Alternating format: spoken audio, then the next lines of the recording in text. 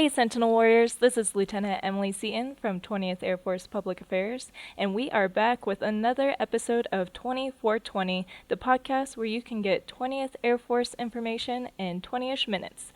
This time we have a two-part episode about the Defender Culture Initiative of the 91st Security Forces Group out at Minot Air Force Base, North Dakota. This first part will be an overview of what they have done and how they have branded it. The second part will come out June 20th and will focus on how they have incorporated diversity, equity, inclusion, and accessibility in a new program called the Female Defender Initiative. There are a lot of great ideas and practices discussed in both episodes, so let's go ahead and get started. Hello, Sentinel Warriors. I'm Major General Mike Lutton, Commander 20th Air Force. I was very impressed by the Defender culture lifestyle that has been built within the 91st Security Forces Group. So today we have some of the leads for these efforts here to discuss the changes that have been made, the impact of these changes, and lessons learned. Please tell us your name, your duty title, and your role within Defender culture. And thanks so much for being here today. Awesome, sir. Thank you so much. I'm Master Sergeant Gregory Fitzgerald Willingham, 91st Security Forces Group, and I'm the Defender Culture Lead or Project Officer for about a year and a half now. And we're honored to be on. Good morning, sir. I am Master Sergeant Lee from the 891st Missile Security Forces Squadron. I'm a flight chief within the squadron, but I have been picked to lead the Female Defender Initiative for Minot Air Force Base. Hello, sir. I am Tech Sergeant Tiffany Cook from 91 MSOS. I am the Group Scheduler, the Self-Assessment Program Manager, Facility Manager, and also the DEIA Advisor. I'm Staff Sergeant Kendra Ingram. I'm from 91 MSOS. I'm the Army Use of Force Monitor and Unit Security Manager, and I am a manager of communication and onboarding. Good morning, sir. I'm Master Sergeant Darren Marshall from the 791st Missile Security Forces Squadron. I'm the NCOIC of Operations, and I'm the lead for SFG branding. We'll start off with Master Sergeant Willingham.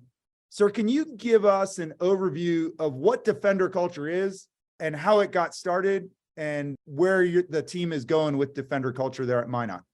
Yes, sir. I'd love to. First and foremost, we do want to say, sir, on behalf of 91st Security Forces Group, we are grateful and honored to have this opportunity.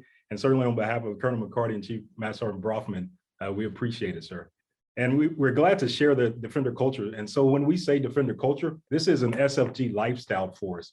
It's put in the framework of a program. However, it is not a program because we have to put people first. And so it models our effort with people, mission, training, integration, which is our mission priorities. So simply put, our Defender culture is a collective, deliberate effort by all big airmen to consistently create an environment that allows professional and personal growth for all defenders and their families. The way it got started was there were several incidents approximately 2 years ago, maybe even 2 to 3 years ago, where defenders across the global strike community were not representing the best. And so what came of that is the 91st Security Forces Group said, how do we make sure we represent and deliberately invest in providing the best defenders across our global strike community? As a result, the commanders came together, along with the senior NCOs. We canvassed the organizations, which was for over 1,000 defenders, and we gathered the feedback from all those defenders. And that is what brought about the 8 lines of effort. So it is really a grassroots effort and a collective initiative to help us move forward. Those efforts are culture, communication, nuclear academics, family inclusion, peer-to-peer, onboarding, branding. And that's just a little bit, sir, of how we came about with Defender culture. That's exciting. What challenges has the team faced as this effort has taken roots?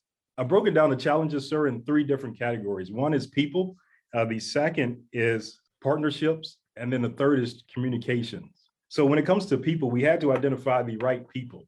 And this could not be seen as a secondary objective or a secondary duty title. It had to be an all-out investment. And so luckily, we do have leaders who invested. They've given us the empowerment. They've given us the flexibility to maneuver as needed, along with the innovation. So we brought in the right group of senior NCOs, the right group of tech sergeants and airmen, all to identify what it looks like for Defender culture. Secondly, or a part of that, when it comes to people, one of the challenges that we do run into is that we didn't have the training to focus on Defender culture. How do you teach defenders how to change a culture when we're usually taught how to defeat the bad guys? So we're thinking outside the box, brought in our True North assets. That includes the religious support team, chaplain, as well as our psychologists, 3 social workers that we have. And we opened up our doors. They're embedded in us already, but we did open up our doors across the SFG and said, how do we make our culture better? And we relied on those extras. And we actually went outside the box and looked at the community agencies across Minot and asked them as well, how do we influence a group of people where 60% of our force is under the age of 25? And we've gotten a lot of great feedback from that, sir. And along all the lines of effort, what type of impact are you seeing? What type of results are you seeing? We believe we're seeing a significant impact on results. Now, when it comes to culture, it is very hard. We're still doing to determine what is exactly working. So we're still doing a data analysis study, I guess you could say, to identify certain points. But we do know our culture has impacted our non-mission capable rate, which is at 7 to 9%. Only 2% of that is for disciplinary. And typically the non-mission capable rate across the security forces is between 10 to 15%. So Okay. that has been a success and a win for us. In addition, sir, there's been a reduction in our assignment declination rate, which has been decreased by 52% across the last 2 years. Another thing that Defender culture is doing, what we're able to confidently say is that we're breaking barriers with communication and we're bridging developmental gaps. And part of that is building those partnerships with our True North team, the chaplain, and the 3 social workers, along with that clinical psychologist. And I want to pass it off to Sergeant Marshall, sir, if that's okay. Excellent. Yeah. And I was going to pivot to him for a question on branding to understand if branding as a communication tool, is that actually going back to the Security Forces Center 2, where those young defenders are being trained? And then there's a linkage between that training and Minot. Not yet, sir, but that's the end goal. Currently, right now, branding, we're just trying to teach these defenders what it is to be a defender and have pride being a defender. A lot of it's squadron swag. We want people outfitted with the best defender gear, hoodies, t-shirts, everything else. But it's more than just that. It's understanding that the patch that they wear on their arm represents something, and each symbol on that patch has a specific meaning, and understanding that meaning. So that's not just a patch to tell them what squadron they work in, but it represents something. And with that, what feedback have you received from the airmen on those efforts?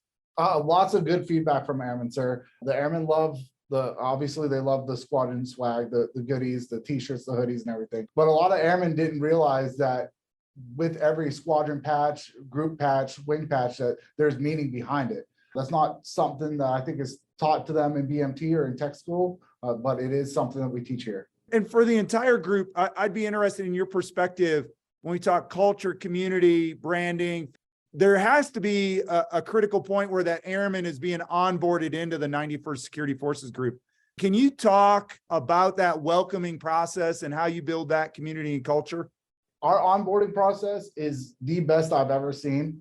From day one that we get notification that someone has orders, we're making contact with that individual. We have a dedicated airman who that's their only job is onboarding.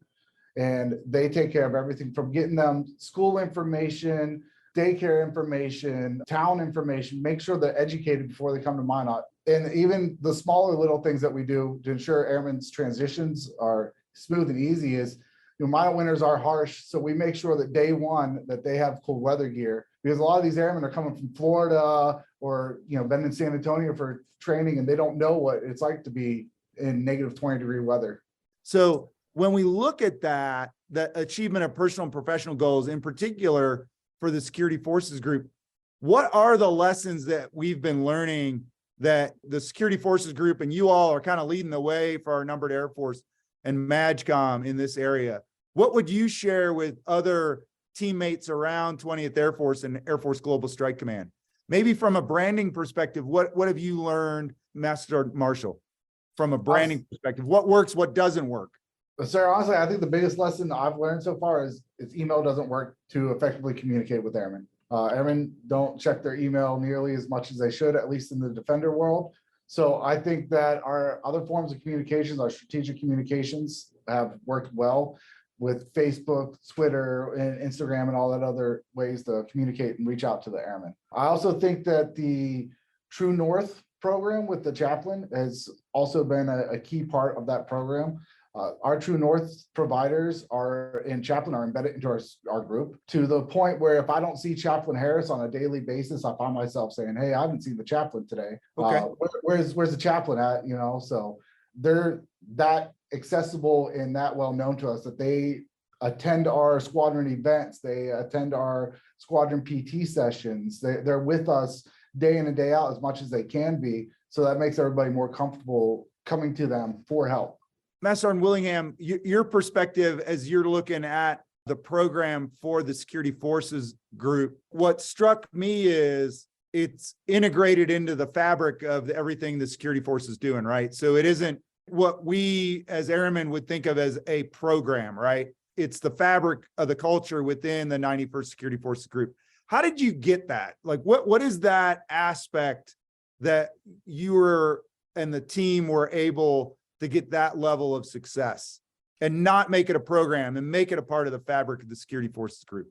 A great question again, sir. That is, it starts with our mission priorities of people, mission, training, and integration. But when we know that our defenders are some of the most, if not the most skilled, they're tacticians, they are resilient, they are adaptable, innovative.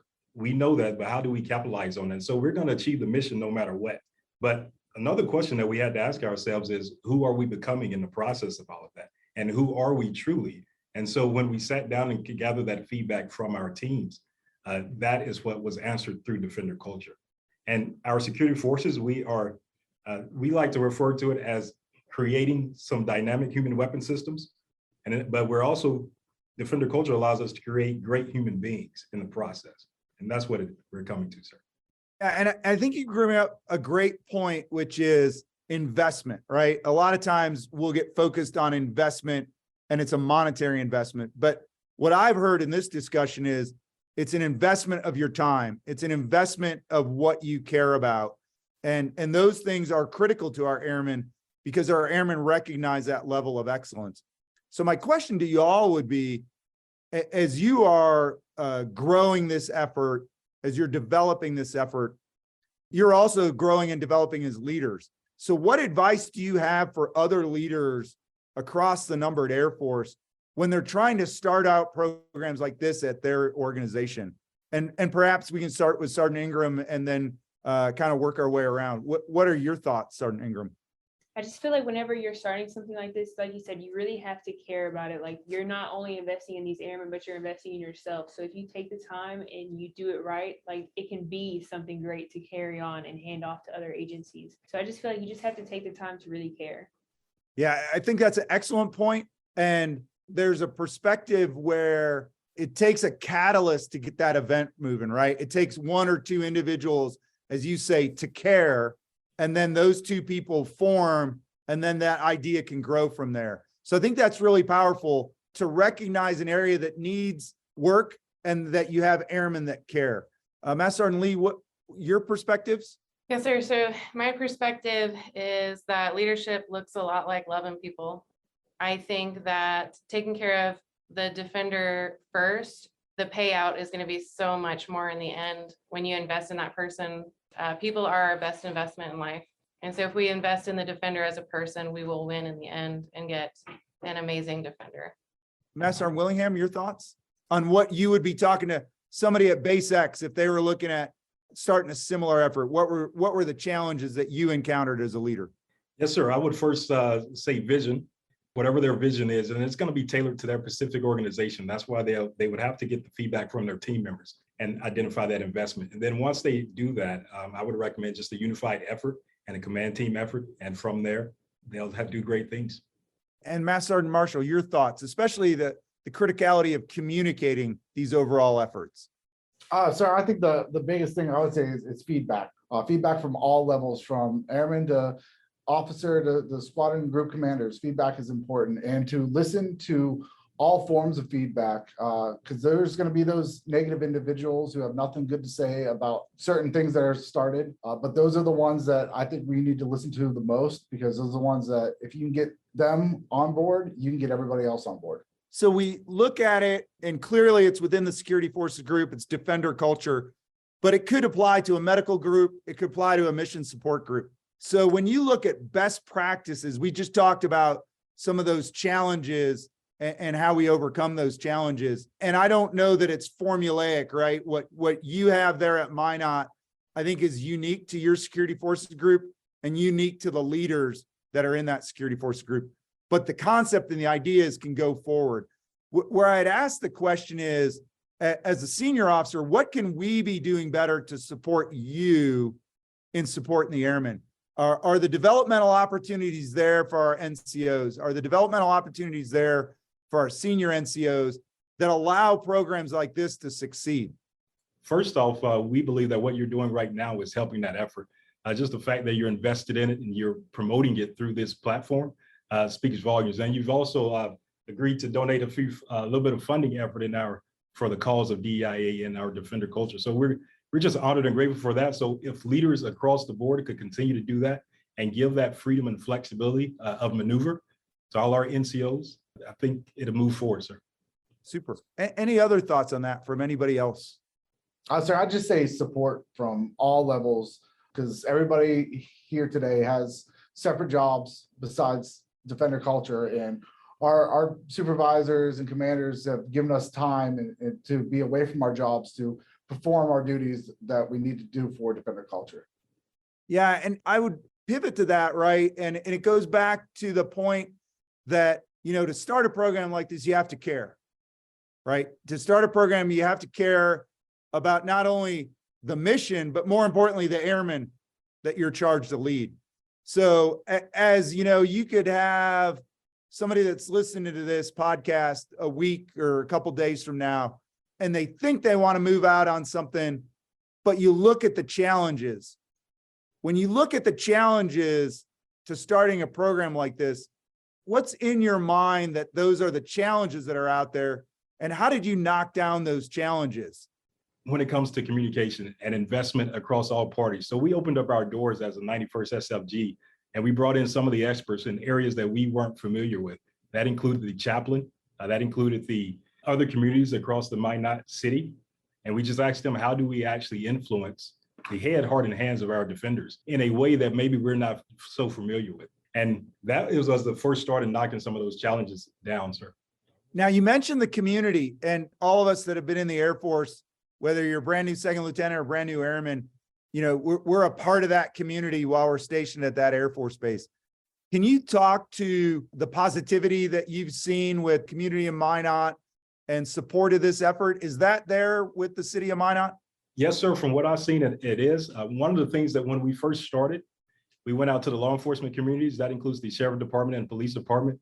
And we asked them, who are law enforcement professionals as well, how do they influence a force that's under the age of 25 and keep them invested in and bought into the community? So they were just surprised by our question itself. And then we also went out to other agencies throughout the community and asked them the same thing. So the fact that we were even trying something new and asking them and getting them involved, that brought a lot of support from the agencies. And I think that is indicative of the spirit of the communities that our Air Force bases are in, right? That they're a strong relationship with our airmen and families, and that's critical, and wouldn't expect anything less from any of our communities that support our bases. Sir, I'd like to also highlight the nuclear academics classes that we do. Yeah. Coming up. What is in the nuclear academics class? So coming up as an airman, I was told, go stand out here at this fence and don't let anybody in. And, I didn't know what was there, what I was protecting or anything, but with the nuclear academics class, we're really taking an edge on teaching these airmen what it is they're actually protecting out here, what it is they're doing, why they're doing what they're doing, and giving them that knowledge that, maybe we didn't necessarily have as airmen. Yeah, and you bring up a good point. You mentioned that giving them the why, right? So they understand the purpose of what they're doing. And a lot of times when we talk about giving people the why, that purpose, in my mind, it's also as much about respect for that individual, right? So to your point, it's just not go guard the fence line. It's here's where you fit into the bigger team. And this is the purpose of what you're doing today. And this is how critical that is to the overall team success. Do you see that in the nuclear academics, that they're emphasizing that why? Absolutely, sir. There's a big emphasis on the why and the how to with the nuclear academics. And for nuclear academics, are those internal, or do people come from off station to assist in that instruction? They're internal, but we also have help from the intel and the missile squadrons as well. Okay. So they're internal to Minot Air Force Base. So very excited about Security Forces group culture and what we're doing across the board, and also how we're continuing the momentum with Female Defender Initiative. Hey, I just wanted to thank you all so much for your leadership and what you're doing every day. And thanks for being a part of this and investing not only in our Air Force and our mission, but also investing in the airmen and their families that execute that mission. And I couldn't be more proud to be a part of your team. Thanks for being here today, and really great time in the conversation with y'all. Thanks so much. Thank you so much for taking time to listen to part 1 of the Defender Culture episode. Whether it is to put more emphasis on helping airmen understand their why behind their job, or inviting more helping agencies to really integrate into the unit, we hope that you're able to take something away from this Defender Culture team. Please tune in June 20th for the second part about DEIA and Female Defender Initiative. See you next time.